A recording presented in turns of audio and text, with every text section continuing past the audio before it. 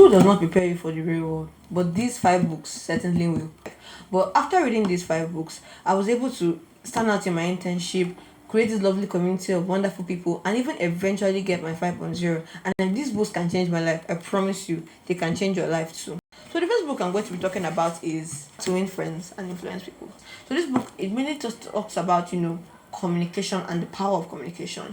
One major thing I can say I've learned from this book was the fact that communication is what really rules the corporate world. It's not the person that has the most technical knowledge or the person that does the best work that most times is in power, but the person who can influence, the person who can lead, the person who can stand out and take responsibility. That's the person most likely that you will see being put as things like team leads, managers, etc. etc. The next one is Think and Grow Rich. There's a scripture in the Bible that says, as a man taketh in his heart, so is he, right?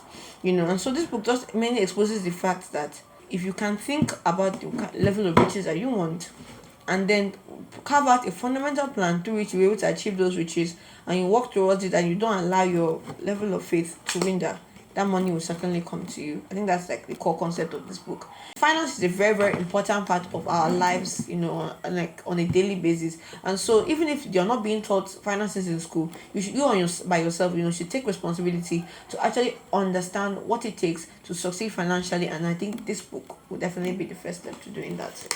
So the next book I want to talk about is called The Deep by Seth Godin. I love the way he wrote this book, because most books that you read will tell you don't give up, but this book encourages quitting. So most people quit at the wrong time. They quit when they're inside the deep. And he explains that the deep, is what separates those that actually get the thing from those that don't ever get the thing. And if you're somebody that you have struggled, with consistency and struggled with doing the things that are necessary to get the results that you want, I really recommend the deep.